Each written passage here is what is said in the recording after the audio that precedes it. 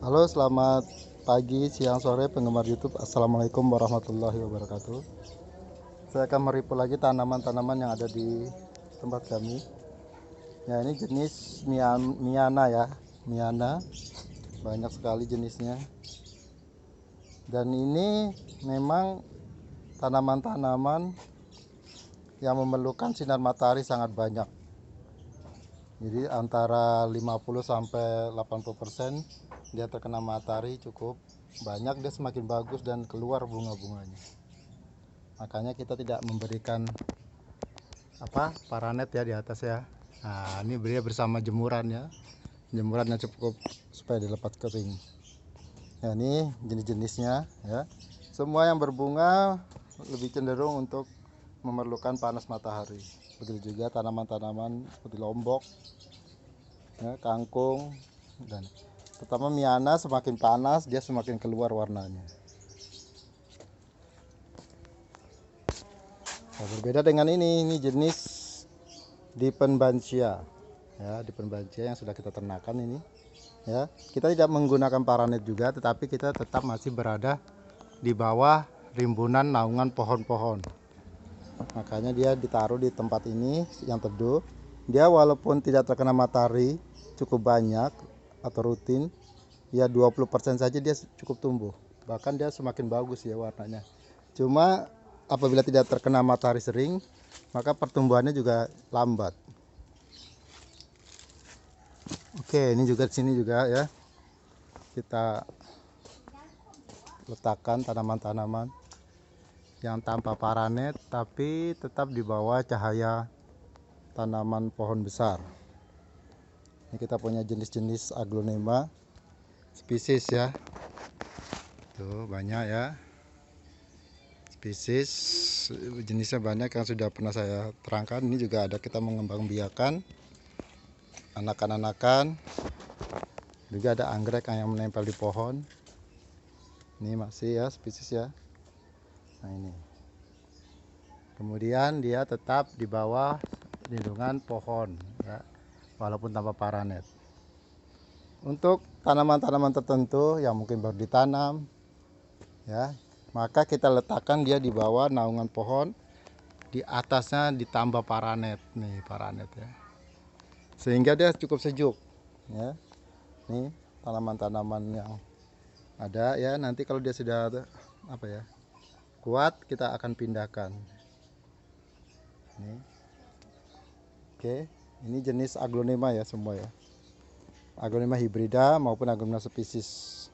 Dan ini spesies ini contohnya ini Rotundum tiger. Rotundum ada dua, yang ini Rotundum Aceh.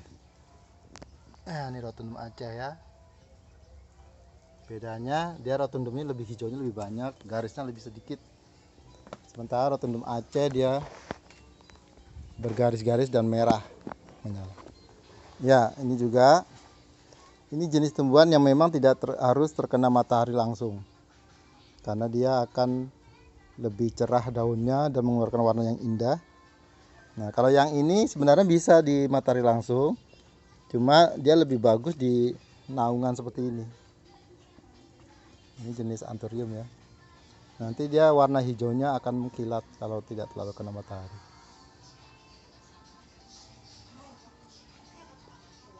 Kita ada juga jenis beberapa pilo. Yang tadi itu di sana letaknya ya, bersama jemuran. Nih. Nah, ini kita rombak lagi ya taman kita.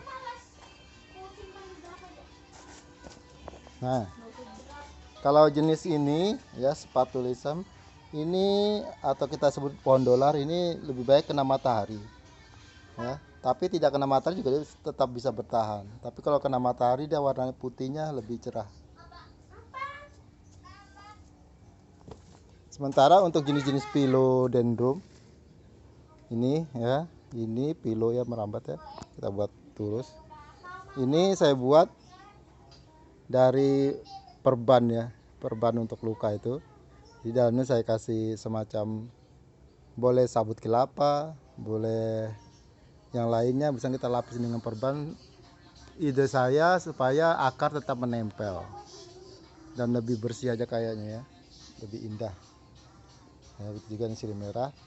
Ini tanaman ini jangan terlalu kena matahari, tapi dia harus tetap kena matahari di sepanjang atas sehingga dia tidak memelungkar tidak membelok ke arah matahari tumbuhnya. Makanya dia tumbuhnya ke atas nih sangat bagus ya. Karena sinar matahari nyampe di atas. Oke. Sudah kita pindahkan ya, di sana juga masih ada beberapa kembang tanaman ya. Saya letakkan di pojok. Sebenarnya tidak bagus meletakkan tanaman di pojok itu karena nanti dia tumbuhnya tidak akan roset. Ya, karena di sisi belakang tanaman itu adalah dinding yang tidak ada cahaya. Makanya tapi untuk untuk etistika dia lebih cantik karena semua arah daunnya mengarah ke tempat kita. Nah, untuk jenis Calathea ini sangat minim cahaya ya harusnya ya. Cuma saya taruh di tempat cahaya yang 50% dengan harapan dia supaya lebih cepat tumbuhnya. Begitu juga ini Alocasia ini juga ya. Ini seharusnya 30% saja cahaya. Dan semua ini saya taruh di sini supaya dia kena cahaya lebih banyak sehingga pembakaran makanannya lebih cepat dan dia semakin lebih cepat juga dewasa. Nah, ini untuk contohnya ya. Ini contoh dia keluar warnanya sudah. Ini cahayanya cukup ya. Nah, kalau dia cahayanya cukup dia akan memperlihatkan kecantikan daunnya. Sini juga kita perhatikan ya. Nah, ini Red Star nih juga ya. Red Star ini dia sangat cantik karena dia memang sesuai cocok cahayanya. Ya. Nah, kalau dia tidak cocok dia akan jelek, banyak hijaunya daripada merahnya. Ini merahnya ya. Ini Andromeda juga nih. Ini jenis Homalomena ya. Kalau yang ini jenis Calathea, kalau itu yang Syngonium. Kita juga punya beberapa Syngonium sini, ini beberapa hamparan keladi ya. Ini keladi ya, keladi impor ya. Ini warna merahnya super red belum keluar. Juga aku mana ini tadi saya bilang untuk tanaman yang belakangnya tembok dia sebenarnya tidak roset tapi daunnya menghadap ke arah matahari, yang arah ke dinding tidak ada ya. Dan itu memang untuk keindahan lebih bagus di sini, tapi untuk kesehatan lebih bagus yang roset dia ya. Roset terputar deh, jadi hingga kanan kiri seimbang. Sementara kalau yang di tembok ini dia kelihatannya cuma arah matahari saja, tapi bagus ya, untuk dilihat juga indah karena semua daunnya menghadap ke sini ya. Terus juga ini untuk tanaman-tanaman tertentu memang saya letakkan, jadi peletakan tanaman juga sangat penting ya. Contohnya peletakan tanaman ini ya, ini harus panas yang segar sehingga warnanya harus terang. Sementara untuk tanaman-tanaman tertentu cahayanya dia standar. Jadi kalau warna-warna kuning begini dia dikasih cahaya yang sangat banyak, 50% saja, maka dia cahayanya akan terang benderang. Nah, tapi untuk yang ini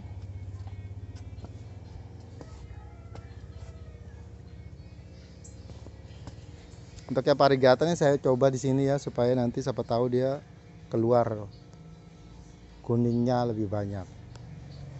Tapi ini saya coba, nanti kalau misalnya ada membusuk saya akan pindah kembali. Karena memang untuk Parigata rentan. Kemarin ini busuk ya. Busuk hingga saya potong ini. Kalau tidak dipotong dia akan merambat sampai ke bawah-bawah. Nah, ini juga ya, kena matahari cukup ya. Ini Koladi wulung ya, Alocasia. Ini tidak tahu namanya saya. Di atas jajaran Anthurium dan anggrek. Paling ujung adalah Sansevieria. Ini anggrek golden shower ya, bunganya kuning. Oke, kita punya ini taman baru yang belum semuanya terisi karena memang harus memerlukan cukup banyak bunga. Dan saya sebenarnya menata ini rapat-rapat, seharusnya kalau renggang-renggang semakin luas ya, tapi saya memang sengaja Nanti sebelah sana juga akan kita tanamin lagi. Ya, ini sudah cukup bagus ini ya posisinya. Ini juga di sana masih ada luas, nanti bisa kita tanamin kembali. Di sini juga. Nah, ini saya coba ini apa namanya? Di pembaca yang cahaya mataharinya 60%. Sengaja saya buat begini supaya apa ya? Tumbuhnya lebih cepat. Kita coba tapi bawahnya kita kasih lembab atau berair. Karena memang di sini jenisnya tanahnya ini bekas rawa. Jadi dia lumpur ya. Nah, kita tanam di polybag. Akarnya sudah ada yang keluar-keluar itu di polybag. Tidak apa-apa. Dia semakin keluar berarti menambah makanan yang ada di bawah akar tersebut melalui tanah, tidak dalam polybag. Ini sengaja ya. Ini juga ini saya tes di tempat yang panas 60% aglonema ini. Ya, kita lihat nanti perkembangannya. Tapi harus dilihat terus-terus ya. Kalau seandainya dia apa ya? Ketika dipindah di sini ternyata warnanya mulai memudar atau terjadi kekeringan sehingga gosong, kita cepat-cepat pindah. Makanya kita pantau terus ini ya, karena ini baru tepatnya kita gantikan yang ini ya, kembang-kembang model ini. Ini juga jenisnya banyak ya, merah, biru, ada juga yang pink di sana. Oke, semua sahabat, mudahan terhibur dan bisa bermanfaat. Jangan lupa kalau Anda rasa ini bermanfaat, silakan Anda subscribe. Yang belum, yang sudah, terima kasih. Semoga semua kita dalam keadaan sehat semua ya. Baiknya, saya akhiri. Assalamualaikum warahmatullahi wabarakatuh.